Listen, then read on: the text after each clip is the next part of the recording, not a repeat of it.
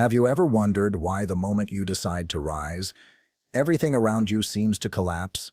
Why, just before something finally shifts, you find yourself staring into chaos with trembling hands and a soul full of unanswered questions? This is not a mistake.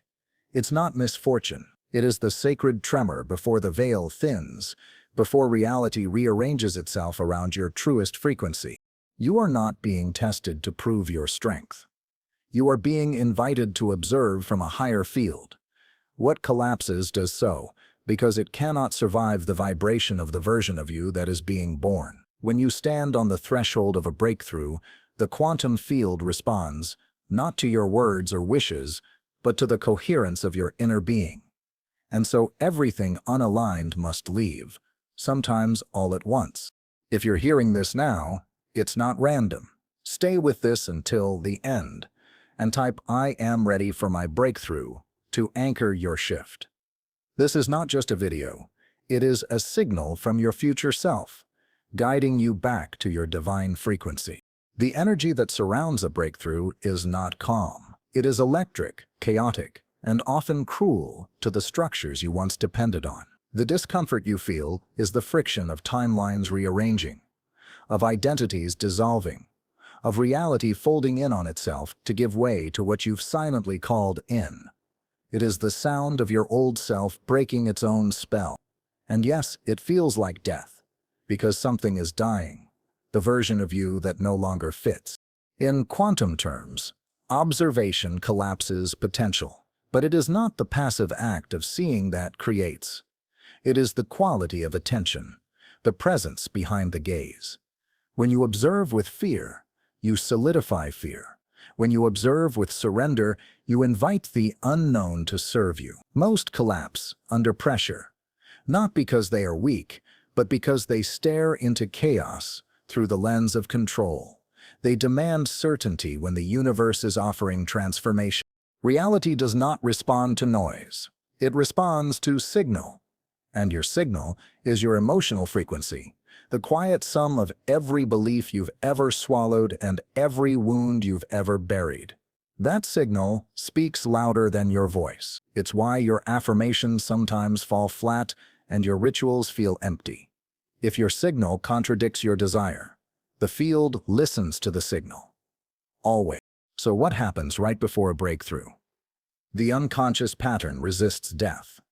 The ego flares up, not to destroy you, but to survive. The mind recycles worst-case scenarios because that's all it knows.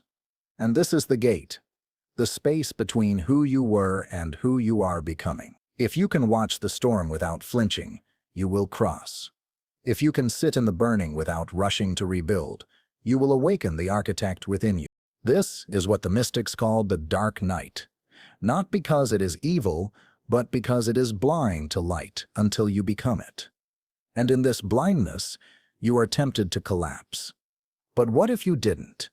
What if instead of fighting it, you became the silent witness to your own unraveling? What if, just once, you chose not to react, but to watch? That is how the observer becomes the creator. That is how time bends around your becoming. The nervous system, wired for survival, clings to what is familiar, even if what is familiar hurts. This is why breakthroughs feel like breakdowns. The body protests newness. The cells scream for old rhythms. But the soul, oh, the soul knows. It pulls you forward through synchronicity, through dreams, through strange signs that whisper, "Keep going, don't fold now. You are almost there."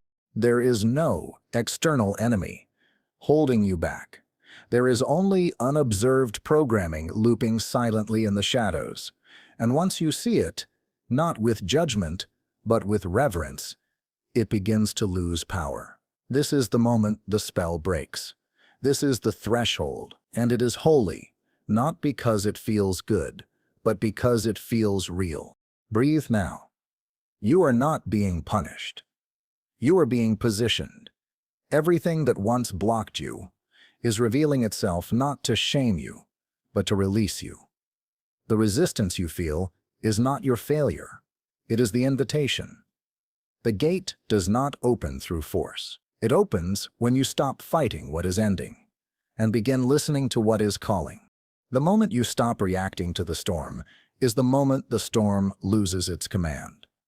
When you no longer beg for outcomes, when you release the obsession with how and when, your energy shifts from contraction to expansion. That shift, though silent to the world, echoes powerfully into the quantum field. It is not a roar that creates the new.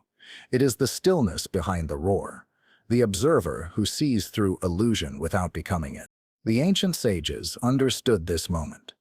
They called it the edge of form, the place where matter becomes light and identity begins to disintegrate. It is terrifying because it strips you of reference points.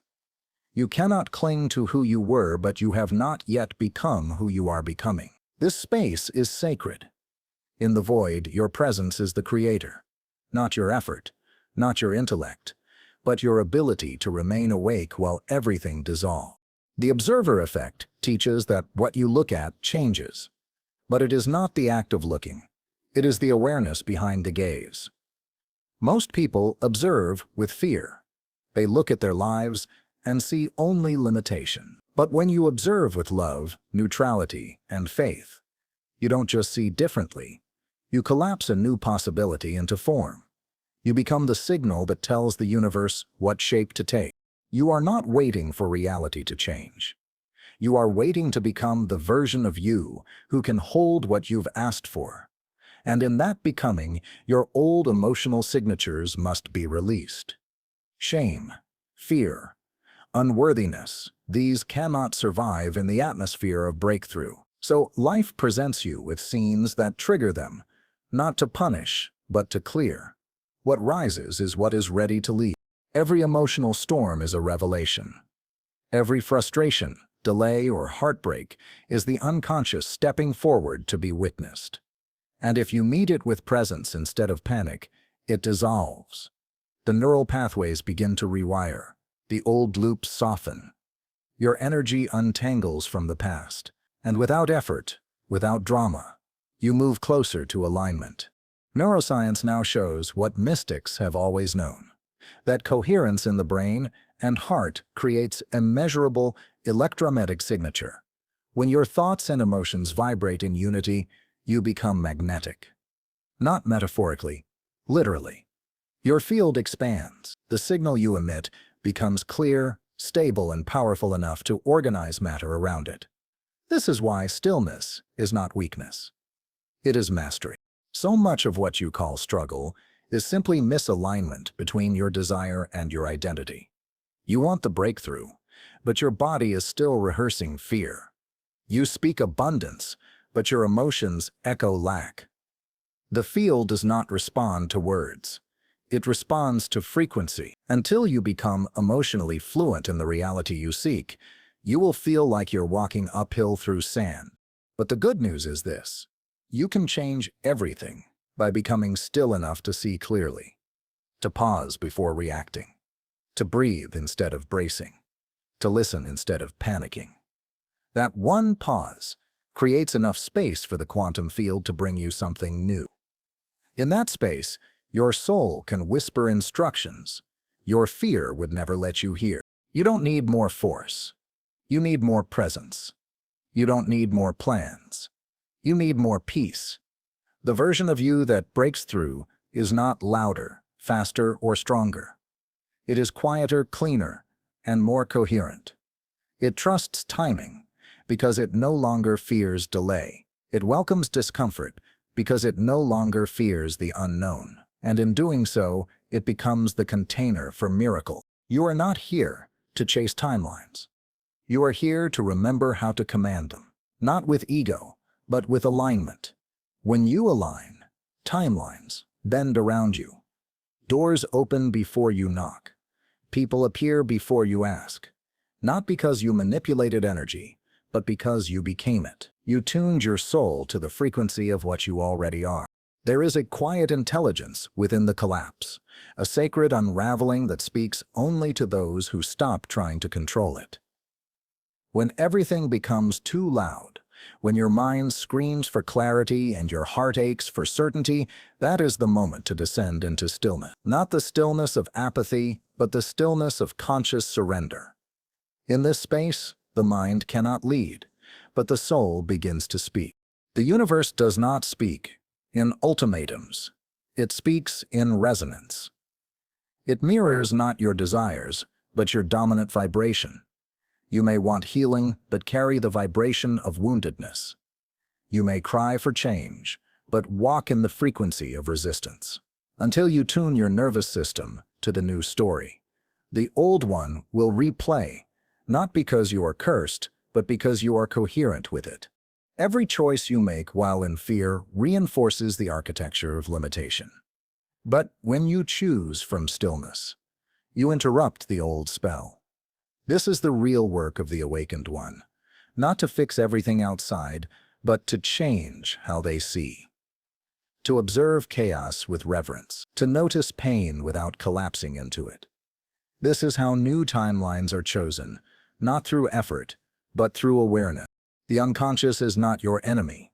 It is your echo. It is the story you forgot you were still telling.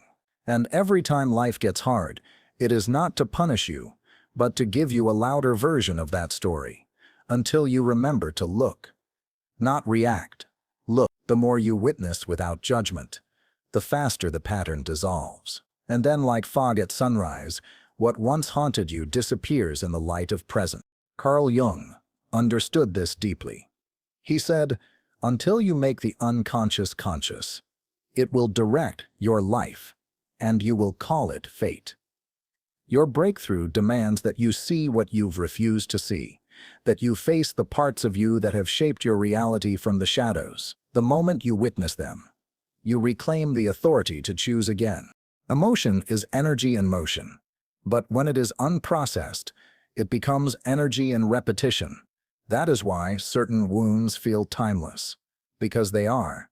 They loop in your field until observed, not suppressed, not bypassed, seen. And in being seen, they release. This is not spiritual theory. This is quantum law. What you observe with presence must shift its form. And so, when life feels unbearable, you must ask, what in me is trying to rise? What belief is ready to be burned? What version of me is being buried so that something more true can emerge? Pain is not a signal of failure. It is a contraction before birth. It is the fire before gold. It is the breakdown of the false self. To make space for the true one, the brain is a prediction machine. It repeats what is safe, not what is true. So when you start choosing peace over panic, love over fear, silence over reaction, the brain panics. Not because you are wrong, but because you are unfamiliar. This is the cost of evolution. The willingness to sit in the unknown long enough for new wiring to form. And in this waiting, the alchemy occurs. Energy organizes around attention. If your focus is scattered, your life is fragmented. If your gaze is clean, your path clears. And so the discipline is not to force an outcome, but to purify your attention. Every time you return to center, even for a breath, you reclaim your power as the observer, the one who collapses the field not by will, but by alignment. You are not here to survive the storm. You are here to realize you are the storm, the silence and the sun that follows. Your emotions are not obstacles to overcome. They are invitations to feel your way back into coherence. And coherence is the birthplace of all transformation. It is the vibration of the soul in harmony with itself. And when you reach it, reality cannot help but obey. When your internal state becomes stable in the face of external instability, you transcend causality. You stop being a reaction to your past, and begin to emit the vibration of your future. This is not imagination. It is alignment. A coherent being does not mirror the environment. They alter it, not through force, but through frequency. Because the field cannot help but organize itself around the clearest signal in the room. Your breakthrough lives in the moments you least trust yourself. The moments your knees shake and your breath shortens, and the weight of the old world begs you to give up. It is here that the true decision is made, not through words, but through your energy. Will you collapse into reaction, or will you rise into presence? Will you echo the old pattern, or become the observer who ends it? The breakthrough is not a sudden gift from the universe. It is a recognition that you are no longer who you were, that your emotional signal has shifted, that your nervous system no longer orients toward fear. It happens quietly. It happens before the external world confirms it. The world will lag behind your vibration, always. So when it feels like nothing is changing, you must ask, have I already changed? And when you have, the field begins to bend. People shift. Opportunities align. Random events begin to mirror your new internal state, not because you controlled them, but because you released the interference. When your mind stops fighting, your energy becomes clean, and clean energy creates clean outcomes. This is not positivity. It is electromagnetic precision. The world you see is the sum of what you expect, what you believe, and what you unconsciously defend. If it feels harsh, perhaps it is reflecting the harshness you hold toward yourself.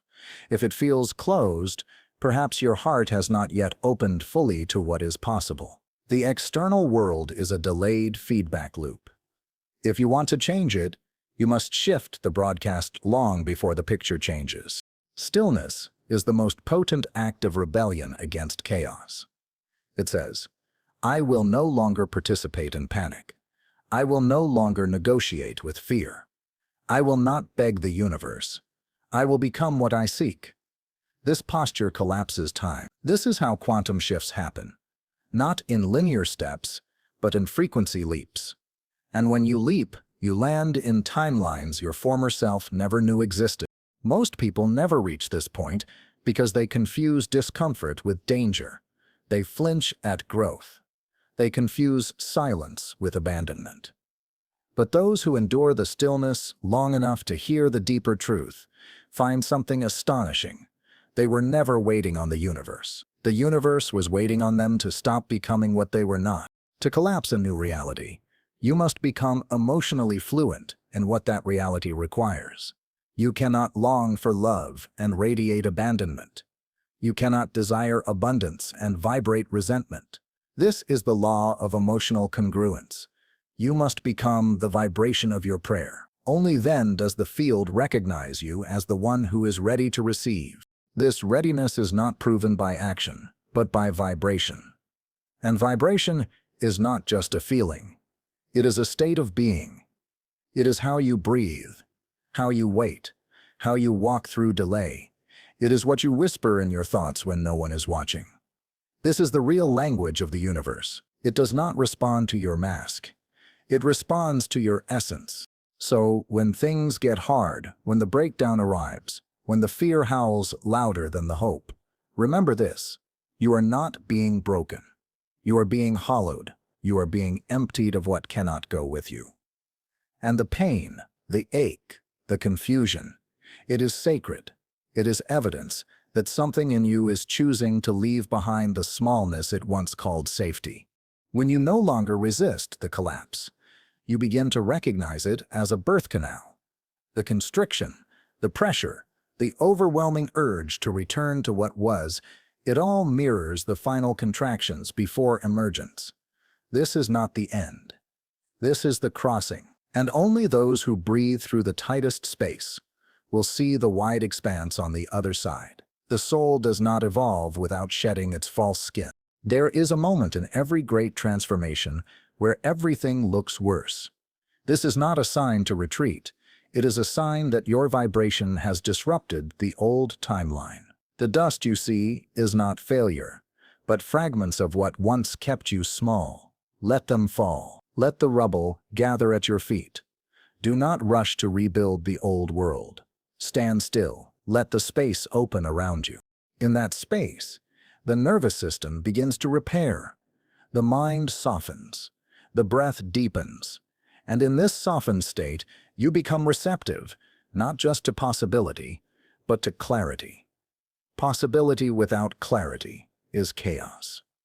But clarity comes when you stop chasing and begin listening. Listening not to your fears, but to the still hum of truth that lives beneath the noise. The subconscious is always listening. It records how you move through the hard moments.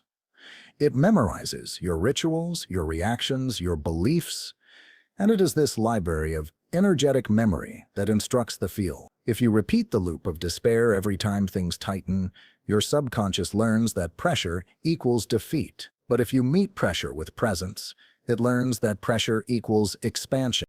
This is how timelines shift. Not when you beg for a new life, but when you behave as if you are already inside it. Not as performance, but as truth. It must feel natural in your body. And if it doesn't, then the work is not to fake it. The work is to become the person for whom it would be natural. That's where identity meets destiny. The person who reaches the breakthrough is not the one who knows the most or does the most. It is the one who trusts the most. Trust is the vibration of surrender, of allowing the universe to orchestrate details your conscious mind cannot calculate. Trust does not mean inaction. It means aligned action, born from coherence, not fear. It is the movement of energy shaped by clarity, not panic. And yet, this level of trust can only arise when you release your addiction to outcomes. The need to prove, to possess, to arrive, these are chains dressed as ambition. Let them go. You are not here to chase a finish line. You are here to become timeless, to live as one whose energy is so whole, so grounded, so attuned, that reality must echo your signal. The field of infinite possibility does not open to the desperate. It opens to the still. It opens to the one who remembers that their value was never in question, that their power was never in the hands of external validation, that their path was not something to find, but to allow, and in that allowing, miracles are no longer rare. They are rhythmic. Your emotions are not enemies. They are indicators. They show you where you are on the vibrational map. When shame arises, it is not to shame you. It is to show you what needs love. When anger erupts, it is not a failure. It is an unspoken boundary, asking to be seen. When grief returns, it is the echo of a chapter that is not yet complete. Meet them all. Speak with them. Integrate them. This is what makes you sovereign. And when you do, you return to your natural state, coherence. Not perfection, not performance, but the sacred alignment of thought, feeling, and presence.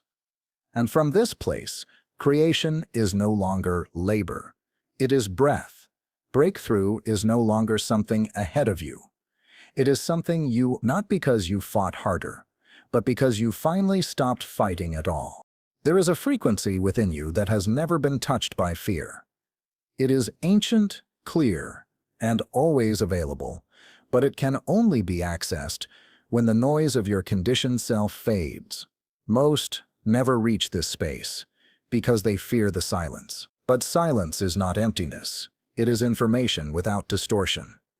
It is the raw data of your soul, speaking without interference. When you rest in this inner silence, you no longer react to the surface. You see through it. You see the angry partner as an unhealed child. You see the financial lack as the mirror of forgotten abundance. You see the delay not as punishment, but as divine pacing. In this state, you do not beg life to change. You become the change life cannot ignore. What gets hard before your breakthrough is not life. It is your attachment to the identity that can't go with you. Your thoughts get louder. Your fears get specific. Your dreams suddenly feel impossible. This is not reality speaking. It is the ego's last effort to anchor you to the known. But you are not here to be loyal to the known. You are here to make the unseen known. Energy is not lost. It is transferred. When you stop feeding fear, its power returns to you. The moment you observe the loop without fusing with it, your energy unhooks from the past. That energy becomes creative fuel. The momentum you were wasting on panic becomes clarity. The space you were filling with overthinking becomes magnetic silence. This is how manifestation matures. It is no longer about rituals and vision boards. It becomes the way you hold yourself in the face of the unknown. It becomes the tone of your thoughts, the depth of your breath, the steadiness of your heart. These are not small things. They are frequency keys. And each time you choose them, the lock on your future turns. Most people live in emotional echo chambers. They relive the same triggers, attract the same cycles, and call it fate. But nothing is fate until you stop observing it. The moment you witness it with clarity, you alter its shape. The moment you detach from the identity that attracts it, you exit the loop. And then you don't need to fight for your breakthrough. It finds you. Because the universe does not reward effort. It reflects coherence. It mirrors not what you want, but who you are being. And being is not a costume. It is your energetic baseline. Your baseline is shaped by what you allow, what you release, and what you remember. When you remember who you are, beneath the noise, beneath the striving, you emit a frequency that reorders your life. This is the moment when things fall apart, not because you're failing, but because the new signal cannot support the old structures. Relationships shift, roles dissolve, habits die. The environment reshapes itself to match the inner reality you are finally stabilizing. It feels like loss, but it is realignment. And what's coming is far more congruent with your soul than what is leaving. Stillness is not stagnation. It is sacred preparation. The seed breaks underground. Before it breaks the surface, the soul expands in darkness before it shines in the light. This darkness is not the end of your story. It is the womb of your next becoming. Trust it. Let it hold you. Let it strip away what is no longer yours to carry. For when you finally emerge, when the frequency is clear, the energy coherent, the signal stable, life does not hesitate. It rushes in to meet you. It rearranges itself around your new vibration. And suddenly, what once felt distant is normal. What once felt impossible is effortless. Not because life changed, but because you did. Quietly, powerfully, completely. There is a sacred threshold few dare to cross. The point where surrender no longer feels like defeat, but like truth. You stand there when all plans have failed, when your mind runs dry, when even your strongest affirmations can no longer hold back the tide. It is here, in this hollow ache, that you are most alive. Because at last, you are empty enough to be filled with what is real. You cannot bring the old you into a new frequency. The emotions tied to that identity, shame, resentment, fear, must be transmuted, not suppressed. You don't ascend by ignoring the pain. You rise by becoming the one who can observe it without being consumed by it. The wound only rules you when it is unobserved. The moment you witness it with love, the charge begins to dissolve. Every frequency has a voice, and your breakthrough has been calling you in a language you forgot how to hear. Not with words, but through symbols, coincidences, and feelings you can't explain. It speaks in dreams, in tension, in silence, and only when your inner world is quiet enough does it translate. This is why the noise must rise before you reach it. It is the clearing of the channel. The timeline you are entering does not require a better version of who you were. It demands a different relationship with your own energy. The past version of you chased things. This one magnetizes. The old version proved and performed. This one embodies and emits. You don't fight for the breakthrough, you become the frequency that births it. This becoming is not glamorous. It is not instant. It is not seen by others.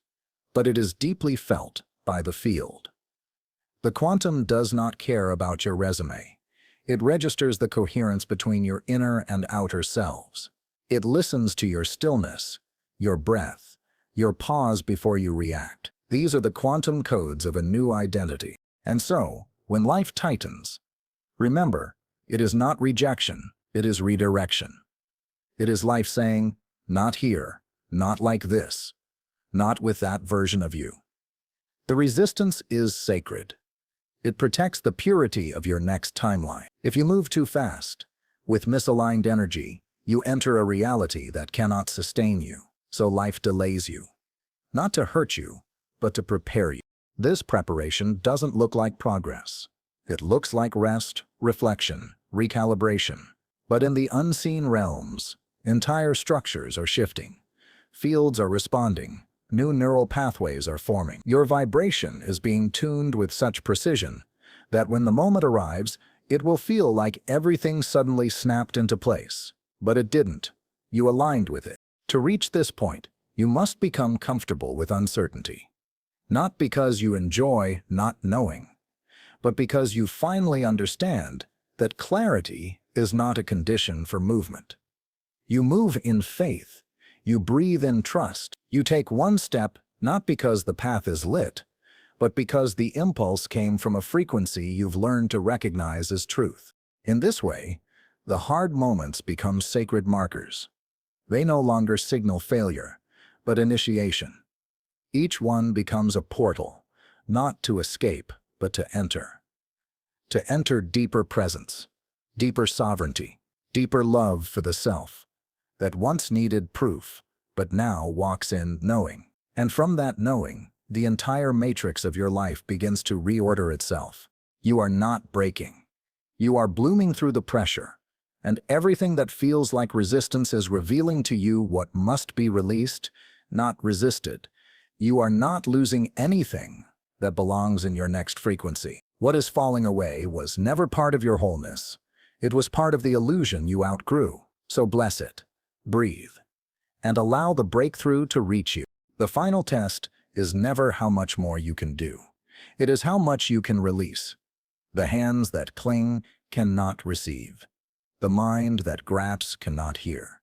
And the heart that fears cannot emit the frequency of peace. So, the breakthrough does not come with another act of force, but with the courage to stop pushing, to let go, to trust that your alignment is already building the bridge beneath your next step.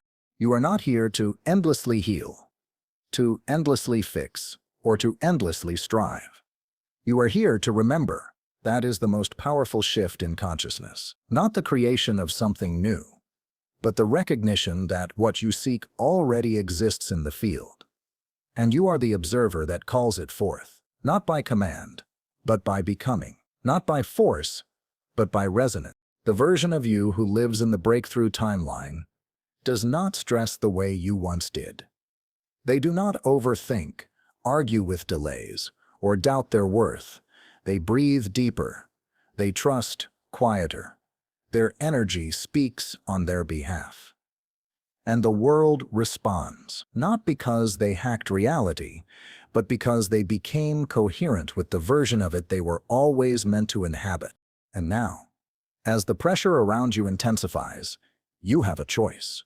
You can fight it and recycle the timeline, or you can bless it and exit. Exit the struggle. Exit the story. Exit the identity that was built on surviving instead of creating. There is no force greater than the one who sees without flinching and loves without condition. Be that force.